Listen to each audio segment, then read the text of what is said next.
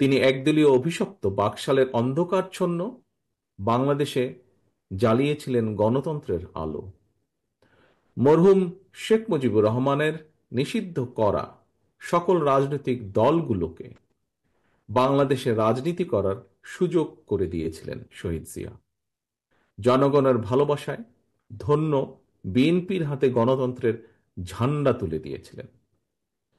প্রিয় সহকর্মীবৃন্দ, বিএনপির জন্ম থেকে আজ পর্যন্ত গণতন্ত্র প্রতিষ্ঠা এবং স্বৈরাচার বিরোধী ধারাবাহিক আন্দোলনে যারা শহীদ হয়েছেন, আহত হয়েছেন, স্বজন হারিয়েছেন, যেসব পরিবার নিদারুণ দুঃখ কষ্টের মুখোমুখি হয়েছেন, যাদের ঘাম, শ্রম, মেধায় বিএনপি আজ আপামর জনগণের কাছে দেশের সবচেয়ে বিশ্বস্ত রাজনৈতিক প্রতিষ্ঠানে পরিণত হয়েছে, আজকের এই বর্ধিত সভার শুরুতেই আমি তাদের প্রত্যেকের অবদানকে কৃতজ্ঞতার সঙ্গে স্মরণ করতে চাই। প্রিয় সহকর্মীবৃন্দ, সর্বোপরি 1971 সালের মহান মুক্তিযুদ্ধের লাখো শহীদ, দেশে গণতন্ত্র ও মানবাধিকার প্রতিষ্ঠার দীর্ঘ ধারাবাহিক সংগ্রামে যারা শহীদ হয়েছেন, 2024 সালের জুলাই আগস্টে তাবেদার অপশক্তির বিরুদ্ধে দলমত নির্বিশেষে স্বাধীনতা রক্ষার যুদ্ধের সাহসী বীর আবু সাইদ, ওয়াসিম, মুগ্ধ, রিয়া গোপ, আব্দুল আহাদ সহ বিএনপির 5 শতাধিকরও হাজারো শহীদ এবং আহত মুক্তিযোদ্ধাদের গভীর শ্রদ্ধার সঙ্গে স্মরণ করতে চাই। প্রিয় নেতৃবৃন্দ, হাজারো শহীদের আত্মত্যাগের মধ্য দিয়ে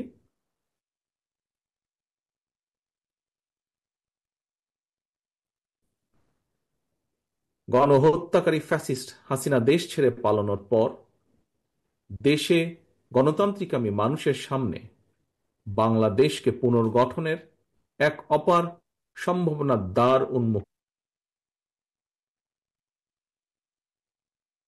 উৎখাত করার জন্য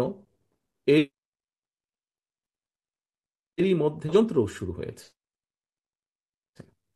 সুকৌশলে সুকৌশলে রক্ত পিচ্ছিল রাজপথে গড়ে ওঠা জাতীয় ঐক্য এবং জাতীয় নির্বাচনের পরিবেশ বিনষ্টের অপচেষ্টা চলছে।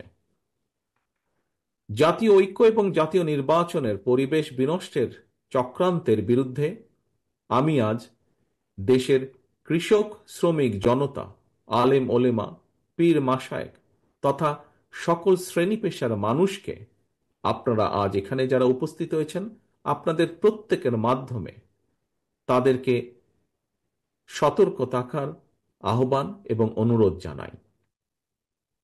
যারা বাংলাদেশকে তাবেদার রাষ্ট্র বানিয়ে রাখতে চেয়েছিল, তাদের ষড়যন্ত্র কিন্তু এখনো থেমে নেই। সংস্কার কিংবা স্থানীয় নির্বাচন এসব ইস্যু নিয়ে জনগণের সামনে এক ধরনের ধূম্র জাল সৃষ্টি করা হচ্ছে। রাষ্ট্র এবং রাজনীতিতে সংস্কার একটি ধারাবাহিক প্রক্রিয়া। বিএনপির কাছে সংস্কারের ধারণা নতুন কিছু নয়। সরকারে কিংবা বিরোধী দলে বিএনপি যখন যে অবস্থানেই দায়িত্ব পালন করেছে, জনগণের আকাঙ্ক্ষাকে ধারণ করে সময়ের পরিপ্রেক্ষিতে সব সময় রাষ্ট্র, সরকার ও রাজনীতিতে প্রয়োজনীয় সংস্কার করেছে বিএনপি এবং করার চেষ্টা অব্যাহত রেখেছে। 1975 সালের 7ই নভেম্বরের পরে দেশে বহুদলীয় গণতন্ত্র প্রতিষ্ঠা, সংবিধানে পঞ্চম সংশোধনের মাধ্যমে মুক্তিযুদ্ধের আকাঙ্ক্ষার প্রতিফলন, 1991 সালে দেশে সংসদীয় সরকার প্রতিষ্ঠা, এই সবই ছিল রাষ্ট্র রাজনীতির ময়দানে যুগান্তকারী সংস্কার। এছাড়াও বিভিন্ন মেয়াদে রাষ্ট্র পরিচালনার দায়িত্বে থাকাকালে বিএনপি সরকার স্কুল কলেজে বিনা বেতনে মেয়েদের শিক্ষার সুযোগ সৃষ্টি, রাষ্ট্র ও সমাজে মুক্তিযোদ্ধাদের যথাযথ মূল্যায়ন নিশ্চিত করতে মুক্তিযুদ্ধ মন্ত্রণালয় প্রতিষ্ঠা, বিশ্বের তথ্য প্রযুক্তির সঙ্গে তাল মিলিয়ে বাংলাদেশকে প্রস্তুত রাখতে বিজ্ঞান এবং তথ্য প্রযুক্তি বিষয়ক মন্ত্রণালয় প্রতিষ্ঠা, প্রবাসী বাংলাদেশিদের কল্যাণ নিশ্চিত করতে প্রবাসী কল্যাণ ও বৈদেশিক কর্মসংস্থান মন্ত্রণালয় প্রতিষ্ঠা, সবগুলোই ছিল রাষ্ট্র ও সরকারে কয়েকটি গুরুত্বপূর্ণ সংস্কার। প্রিয় সহকর্মীবৃন্দ, এই ধরনের আরো বহু সংস্কারের উদাহরণ আমরা উপস্থাপন করতে পারব। তবে ষড়যন্ত্রের পথ ধরে পলাতক গণহত্যাকারী স্বৈরাচার রাষ্ট্র ক্ষমতা দখলের পর সংস্কারের সকল পথ বন্ধ করে দেয়। বাংলাদেশকে চিরতরে তাবেদার রাষ্ট্রে পরিণত করে রাখতে গত ১.৫ দশকে দেশের শিক্ষা ব্যবস্থাকে প্রায় ধ্বংস করে দিয়েছিল, দেশের প্রতিরক্ষা ব্যবস্থাকেও নাজুক করে তুলেছিল। টাকা পাচার আর লুটপাট চালিয়ে দেশের অর্থনীতিকে ভঙ্গুর করে দিয়েছিল। অকার্যকর করে দেওয়া হয়েছিল দেশের সকল সাংবিধানিক এবং বিধিবদ্ধ প্রতিষ্ঠান। জনগণের ভোটের অধিকারকে হরণ করে জনগণকে রাজনৈতিকভাবে ক্ষমতাহীন করে দিয়ে দেশের স্বাধীনতা সার্বভৌমত্বকে বিপন্ন করে তুলেছিল। এমন পরিস্থিতিতে রাষ্ট্র, সরকার এবং রাজনীতির গুণগত পরিবর্তনের লক্ষ্যে mother of democracy Begum Khaleda Zia ২০১৭ সালে ভিশন 2030 দিয়েছিলেন। এরই ধারাবাহিকতায় ২০২২ সালে বিএনপি ২৭ দফা কর্মসূচি, পরবর্তীতে গণতন্ত্রের পক্ষের রাজনৈতিক দলগুলোর সঙ্গে মত বিনিময়ের মাধ্যমে ঘোষণা করা হয় ৩১ দফা কর্মসূচি। এই ৩১ দফা নিয়ে বর্তমানে বিএনপির উদ্যোগে সারা দেশে চলছে জনগণের সঙ্গে সংলাপ। প্রিয় সহকর্মীবৃন্দ, রাষ্ট্র, সরকার, রাজনীতি এবং রাজনৈতিক দল মেরামতের জন্য দফা ৩১টি হলেও এর চূড়ান্ত লক্ষ্য একটি, এবং সেটি হল একটি নিরাপদ, গণতান্ত্রিক, মানবিক বাংলাদেশ বিনির্মাণ। ঠিক তেমনি এর উদ্দেশ্য একটি, সেটি হল রাষ্ট্র ও সমাজে জনগণের রাজনৈতিক এবং অর্থনৈতিক ক্ষমতায়ন নিশ্চিত করা। এটি নিশ্চিত করা না গেলে স্বাধীনতা, সার্বভৌমত্ব, গণতন্ত্র, নিরাপত্তা, সমৃদ্ধি কোনোটি টেকসই হবে না। রাষ্ট্রের স্বাধীনতা এবং নিরাপত্তার জন্য জনগণের রাজনৈতিক ক্ষমতায়নের কোনোই বিকল্প নেই। রাষ্ট্র এবং সমাজে জনগণের রাজনৈতিক ক্ষমতায়ন নিশ্চিত করার পূর্ব শর্ত হল প্রতিটি নাগরিকের ভোট প্রয়োগের অধিকার বাস্তবায়ন, এবং এ লক্ষ্যেই একটি রাজনৈতিক দল হিসাবে বিএনপি বারবার জনগণের ভোটে জনগণের কাছে দায়বদ্ধ সরকার প্রতিষ্ঠা করার লক্ষ্যে জাতীয় নির্বাচনের দাবি জানায়। একজন রাজনৈতিক কর্মী হিসাবে আমি বিশ্বাস করি, আজ এবং আগামী দিনের রাজনীতিতে বিএনপির এই ৩১ দফা হচ্ছে একটি বৈষম্যহীন গণতান্ত্রিক মানবিক বাংলাদেশ প্রতিষ্ঠার সনদ। তবে এই ৩১ দফাই শেষ কথা নয়। সময়ের প্রয়োজনে রাষ্ট্র, সরকার, রাজনীতি ও রাজনৈতিক দলের সংস্কারের জন্য এই ৩১ দফাতেও সংযোজন বিয়োজনের সুযোগ রয়েছে। এমনকি বিএনপির ৩১ দফার সঙ্গে বর্তমান অন্তর্বর্তীকালীন সরকারের সংস্কার প্রস্তাবের খুব বেশি ইস্যুতে মৌলিক বিরোধ নেই। সম্মানিত নেতৃবৃন্দ, বিভিন্ন সময় জাতীয় নির্বাচন নিয়ে প্রধান উপদেষ্টার বক্তব্য জনমনে ইতিবাচক ধারণা সৃষ্টি করলেও জাতীয় নির্বাচন নিয়ে কোনো কোনো উপদেষ্টার বিভ্রান্তিমূলক বক্তব্য, মন্তব্য স্বাধীনতাপ্রিয় গণতান্ত্রিকামী জনগণের জন্য হতাশার কারণও হয়ে উঠেছে। অন্তর্বর্তীকালীন সরকারের প্রতি বিএনপি সহ গণতন্ত্রের পক্ষের সকল রাজনৈতিক দলের নিঃশর্ত সমর্থন থাকলেও সরকার এখনো তাদের কর্মপরিকল্পনায় অগ্রাধিকার নির্ধারণ করতে পারছে না বলেই মনে হচ্ছে। সারা দেশে খুন, হত্যা, ধর্ষণ, চুরি, ছিনতাই, রাহাজানি বেড়েই চলেছে। বাজার সিন্ডিকেটের কবলে পড়ে নিত্য প্রয়োজনীয় দ্রব্যমূল্য নিয়ন্ত্রণহীন। বর্তমান অন্তর্বর্তীকালীন সরকার এখনো মনে হয় দেশের আইন শৃঙ্খলা পরিস্থিতির উপরে সম্পূর্ণ নিয়ন্ত্রণ প্রতিষ্ঠা করতে পারেনি।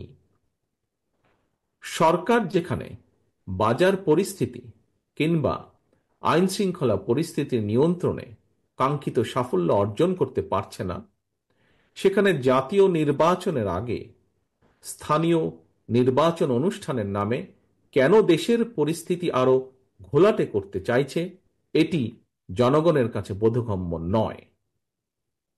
গণতন্ত্রকে আমি জনগণ মনে করেন স্থানীয় নির্বাচন অনুষ্ঠিত হলে সেটি হবে সারা দেশে পলাতক স্বৈরাচারের দোসরদের পুনর্বাসনের একটি প্রক্রিয়া, যা সরাসরি গণ অভ্যুত্থান আকাঙ্ক্ষা বিরোধী। গণহত্যাকারী, টাকা পাচারকারী, দুর্নীতিবাজ মাফিয়া চক্রকে পুনর্বাসন প্রক্রিয়া এই ফাঁদে বিএনপি পা দেবে না, বিএনপি পা দিতে পারে না। প্রিয় সহকর্মীবৃন্দ, বিএনপি জনগণের কাছে প্রতিশ্রুতিবদ্ধ আগামী জাতীয় নির্বাচনে বিএনপি জনরায় রাষ্ট্র পরিচালনার দায়িত্ব পেলে গণহত্যাকারী মানবতা বিরোধী অপরাধীদের বিচারের মুখোমুখি করবে।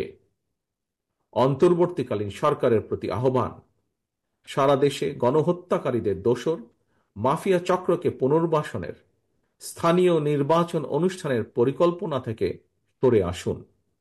অবিলম্বে আগামী দিনগুলোর জন্য অন্তর্বর্তীকালীন সরকারের সুনির্দিষ্ট কর্মপরিকল্পনার রোডম্যাপ ঘোষণা করুন। গণহত্যাকারী মাফিয়া প্রধান হাসিনা দেশ ছেড়ে পালানোর পর এ পর্যন্ত বেশ অনেকগুলো নতুন রাজনৈতিক দলের আত্মপ্রকাশ ঘটেছে। বহুদলীয় গণতন্ত্রে বিশ্বাসী বিএনপি সকল নতুন রাজনৈতিক দল ও সংগঠনকে স্বাগত জানায়। তবে নির্বাচনের মাধ্যমে গ্রহণ কিংবা বর্জনের চূড়ান্ত সিদ্ধান্ত জানাবে জনগণ। সুতরাং প্রতিটি দলের অংশগ্রহণ একটি অবাধ ও সুষ্ঠু নির্বাচন, জাতীয় নির্বাচন অনুষ্ঠানের লক্ষ্যে সবার আগে নির্বাচন কমিশনকে প্রস্তুত রাখতে হবে। দেশে একটি অবাধ এবং সুষ্ঠু নির্বাচন অনুষ্ঠানের জন্য নিরপেক্ষতাই হচ্ছে অন্তর্বর্তীকালীন সরকারের সবচেয়ে বড় পুঁজি। কিন্তু সরকারের নিরপেক্ষতা নিয়ে ইতিমধ্যেই জনমনে সন্দেহ, সংশয় সৃষ্টি হয়েছে। নিজেদের নিরপেক্ষতা বজায় রাখতে আমি বাংলাদেশ জাতীয়তাবাদী দলের পক্ষ থেকে অন্তর্বর্তীকালীন সরকারের প্রতি আরো সতর্কতা অবলম্বনের আহ্বান জানাই। প্রিয় নেতৃবৃন্দ, এবার আমি সারা দেশে বিএনপির নেতাকর্মী, বিশেষ করে এই বর্ধিত সভায় আপনারা যারা উপস্থিত হয়েছেন, উপস্থিত নেতৃবৃন্দের উদ্দেশ্যে কয়েকটি কথা বলতে চাই। দীর্ঘদিন থেকে আমি আপনাদের কাছে শারীরিকভাবে দূরে থাকলেও যোগাযোগ এবং কর্ম পরিকল্পনার মাধ্যমে আমি কখনই আপনাদের কাছ থেকে দূরত্ব অনুভব করিনি। আমার মনে হয় এখানে উপস্থিত যারা আছেন প্রায় প্রত্যেকের সঙ্গেই আমার অন্তত কম বেশি কথা হয়েছে, কথা হয়, টেক্সট মেসেজে আদান প্রদান হয় টেক্সট। তবে আজ এখানে আপনাদের সবাইকে একত্রে পেয়েছি, সেজন্য আমি অত্যন্ত সৌভাগ্যবান, অত্যন্ত আনন্দিত। আপনাদের সকলকে অভিনন্দন। আমি বিশ্বাস করি যে দলে আপনাদের মতন ত্যাগী এবং সাহসী নেতাকর্মী রয়েছেন, সেই দলকে কোনো স্বৈরাচারী দমিয়ে রাখতে পারে না। প্রিয় নেতৃবৃন্দ, আমরা এমন একটি বাংলাদেশ গড়তে চাই যে দেশে মুসলমান, হিন্দু, বৌদ্ধ, খ্রিস্টান তথা দল, মত, ধর্ম, বর্ণ নির্বিশেষে সবাই সমান অধিকার ভোগ করবেন। ৫৫,০০০ বর্গমাইলের এই বাংলাদেশ ভূখণ্ডে বসবাসকারী আমাদের সকলেরই একটি পরিচয়, আমরা বাংলাদেশী। প্রিয় সহকর্মীবৃন্দ, পররাষ্ট্রনীতির ক্ষেত্রেও বিএনপির দৃষ্টিভঙ্গি সুস্পষ্ট। বিএনপি মনে করে বর্তমান বিশ্বে স্থায়ী শত্রুমিত্র বলে কিছু নেই, বরং একটি দেশের সঙ্গে অপর দেশের সম্পর্ক হবে পারস্পরিক স্বার্থ রক্ষা, প্রয়োজন এবং ন্যায্যতার ভিত্তিতে। অন্য দেশের সঙ্গে সম্পর্ক রক্ষার ক্ষেত্রে আমাদের নীতি সবার আগে বাংলাদেশ, অর্থাৎ নিজ দেশ এবং জনগণের স্বার্থ রক্ষা এবং সার্বভৌমত্ব, এটাই হবে প্রথম এবং প্রধান অগ্রাধিকার। আশা করি বর্ধিত সভার এই আলোকেই আপনাদের বক্তব্য উপস্থাপিত হবে। এই মুহূর্তে বিএনপি বাংলাদেশের সবচেয়ে বড় এবং জনপ্রিয় রাজনৈতিক দল।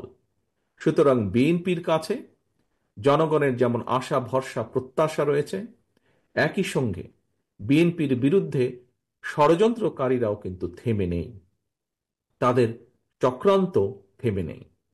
সুতরাং এই চক্রান্তকারীদের মোকাবেলা করে কিভাবে দলকে আরো শক্তিশালী এবং সুসংহত করা যায়, আমি আশা করি আপনাদের আলোচনায় সেই সম্পর্কেও সুনির্দিষ্ট প্রস্তাব থাকবে। প্রিয় সহকর্মীবৃন্দ, সারা দেশে তৃণমূল পর্যায়ের কৃষক, শ্রমিক, দরিদ্র, মেহনতি, স্বল্প আয় কিংবা মধ্যবিত্ত, নিম্ন মধ্যবিত্ত, পাশাপাশি ছাত্রছাত্রী, তরুণ তরুণী তথা সকল শ্রেণীর পেশার মানুষের স্বার্থ রক্ষা এবং জীবন উন্নয়নে আপনাদের নিজ নিজ এলাকা ভিত্তিক কি ধরনের পদক্ষেপ নেওয়া যায়, আশা করি আপনাদের বক্তব্যে সেই বিষয়গুলো উঠে আসবে। দলের সাংগঠনিক কার্যক্রমের পক্ষে অথবা বিপক্ষে অবশ্যই আপনারা সুনির্দিষ্ট বক্তব্য তুলে ধরবেন। তবে এই বিষয়ে আপনাদের দৃষ্টি আকর্ষণ করে বলতে চাই, সেটি হলো বিএনপি একটি বৃহৎ পরিবার। এই পরিবারে নানা বিষয়ে আমাদের মতের অমিল থাকতেই পারে। সুতরাং বক্তব্য দেওয়ার সময় ব্যক্তিগত পর্যায়ের বিরোধকে এড়িয়ে যাওয়াই বাঞ্ছনীয় বলে আমি মনে করি। আমরা সবাই আমাদের ঐক্যের শক্তির সক্ষমতা সম্পর্কে অবহিত। সহকর্মীবৃন্দ, ঐক্যই আমাদেরকে বারবার বিজয় আর সফলতা এনে দিয়েছে। সুতরাং আমাদের অবশ্যই খেয়াল রাখা অত্যন্ত জরুরি, আলোচনা সমালোচনা যেন নিজেদের মধ্যেকার ঐক্য বিনষ্টকারী কিংবা দলের ক্ষতির কারণ না হয়। আরও একটি বিষয় আমি আপনাদের দৃষ্টি আকর্ষণ করে বলতে চাই, নেতা নেত্রীদের সম্পর্কে আপনারা বক্তব্য দেবার সময় দয়া করে প্রশংসাসূচক শব্দ চয়নের ক্ষেত্রে আরও বেশি সতর্কতা, বুদ্ধিমত্তা এবং পরিমিতের বোধের পরিচয় দেবেন আপনারা। সারা দেশে বিএনপির সর্বস্তরের নেতাকর্মী, সমর্থক, ভাই ও বোনেরা, গত ১.৫ দশকে সারা দেশে বিএনপি সহ গণতন্ত্রের পক্ষের বিভিন্ন দল ও মতের নেতাকর্মীদেরকে অবর্ণনীয় নির্যাতন, নিপীড়ন সহ্য করতে হয়েছে। কেবল বিএনপিরই প্রায় ৬০ লক্ষেরও বেশি নেতাকর্মীর বিরুদ্ধে ১.৫ লাখ রাজনৈতিক হয়রানিমূলক মামলা দেওয়া হয়েছে। বিএনপির কেন্দ্রীয় নেতা ইলিয়াস আলী, কমিশনার চৌধুরী আলমের মতন অনেক নেতাকর্মীরা আজ পর্যন্ত নিখোঁজ, খুঁজে পাইনি আমরা। শুধুমাত্র বিএনপি করার অপরাধে হাজার হাজার নেতাকর্মী সমর্থককে গুম, খুন, অপহরণ করা হয়েছে। তবুও বিএনপির নেতাকর্মীরা কেউ দল ছেড়ে যাননি, স্বৈরাচার সঙ্গে করেনি আপোষ। আপনাদের এই সৎসাহস এবং সততার কারণে বিএনপি আজ শুধু একটি সাধারণ রাজনৈতিক দলই নয়, বরং দেশের গণতান্ত্রিকামী স্বাধীনতাপ্রিয় জনগণ বিএনপিকে বাংলাদেশের স্বাধীনতা সার্বভৌমত্বের ভ্যানগার্ড হিসেবে বিশ্বাস করে।